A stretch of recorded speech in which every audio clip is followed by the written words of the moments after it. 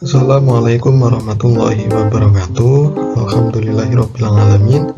Di kesempatan kali ini saya akan memaparkan tugas mandiri saya, yaitu mata kuliah, kurikulum dan pembelajaran yang diampu oleh Ibu dosen Ibu Maftuha MPDI.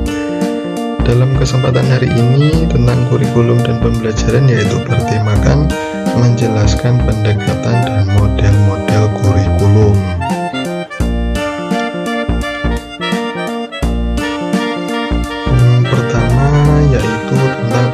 Pendekatan dan model-model kurikulum.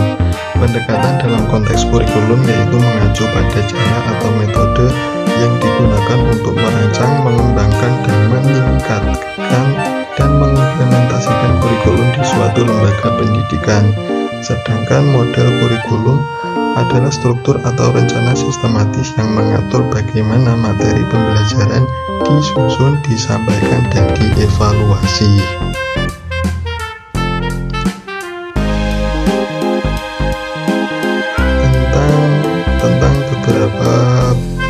Penjabaran tentang pendekatan pembelajaran diantaranya yaitu pendekatan berbasis kompetensi. Pendekatan ini menekankan pada pengembangan kompetensi atau keterampilan yang kunci yang diperlukan oleh siswa. Artinya kurikulum berfokus pada hasil pembelajaran yang konkret dan terukur. Yang kedua, pendekatan berbasis penguasaan. Artinya pendekatan ini menekankan bahwa setiap siswa dapat mencapai penguasaan materi tertentu jika diberikan waktu dan dukungan yang cukup. Artinya siswa diberikan kesempatan untuk menguasai materi sebelum melanjutkan ke tingkat berikutnya. Selanjutnya, pendekatan interdisipliner. Artinya pendekatan ini memadukan berbagai disiplin ilmu atau mata pelajaran dalam satu kurikulum atau proyek pembelajaran. Artinya tujuannya yaitu menghubungkan konsep-konsep dari berbagai bidang untuk mempromosikan pemahaman holistik.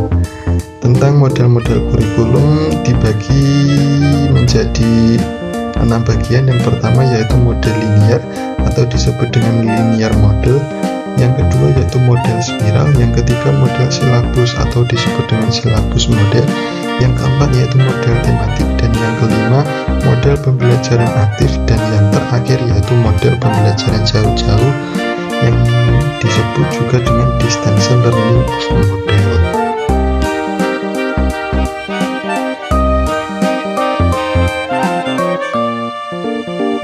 Tentang ciri-ciri model pembelajaran, yaitu yang pertama tentang tujuan pembelajaran yang jelas. Artinya setiap model pembelajaran memiliki tujuan-tujuan yang spesifik dan terukur yang ingin dicapai oleh siswa setelah mengikuti pembelajaran. Yang kedua, metode pembelajaran yang tertentu. Artinya setiap model memiliki pendekatan atau metode tertentu dalam penyampaian materi dan interaksi antara guru dan siswa. Misalnya yaitu dalam model eksperimen, siswa melakukan percobaan dan observasi. Yang ketiga, peran guru dan siswa. Artinya peran guru dan siswa dapat bervariasi tergantung pada model pembelajaran yang digunakan. Salah satu beberapa model lebih mengedepankan peran aktif siswa dalam proses pembelajaran, sementara yang lain mungkin memerlukan lebih banyak bimbingan dari guru. Yang ketiga yaitu penggunaan sumber belajar. Artinya model pembelajaran dapat menekankan pada penggunaan berbagai sumber belajar, termasuk buku teks, materi multimedia, bahan ajar kreatif, atau sumber daya daring. Dan yang terakhir yaitu tentang pengertian ciri model pembelajaran, yaitu evaluasi pembelajaran. Yaitu setiap model pembelajaran biasanya memiliki metode evaluasi yang sesuai untuk mengukur pencapaian siswa terhadap tujuan pembelajaran yang telah ditetapkan.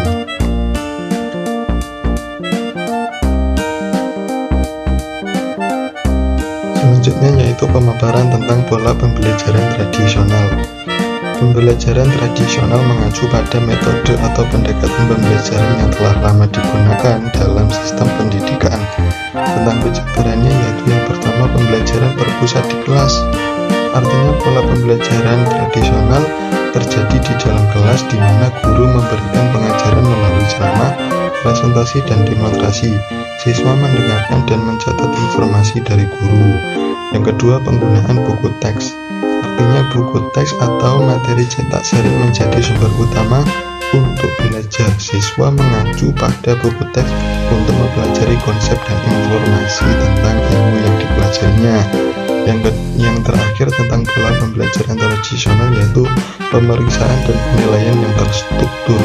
Evaluasi seringkali melibatkan ujian tulis, tugas, dan tes standar. Artinya, siswa dinilai berdasarkan kemampuan mereka untuk mengingat dan mengaplikasikan informasi yang disajikan.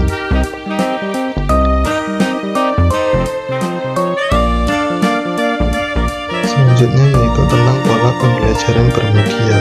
Pola pembelajaran bermedia mengacu pada strategi atau metode pengajaran yang melibatkan penggunaan berbagai jenis media seperti gambar, audio, video, dan teknologi komunikasi untuk memfasilitasi proses pembelajaran.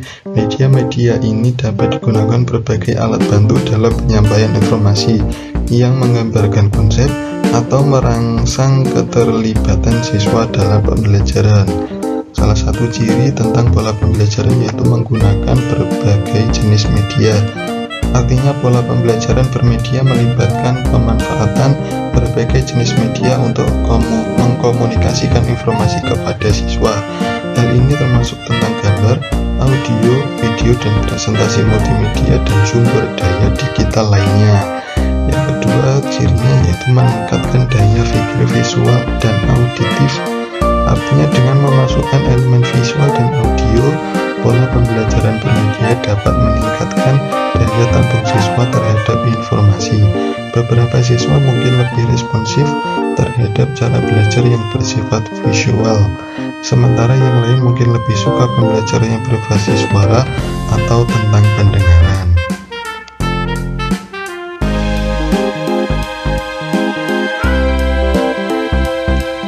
Itulah pemaparan dari tugas mandiri saya tentang menjelaskan pendekatan dan model-model kurikulum. Bila ada kurangnya, saya mohon maaf yang sebesar-besarnya. Wassalamualaikum warahmatullahi wabarakatuh.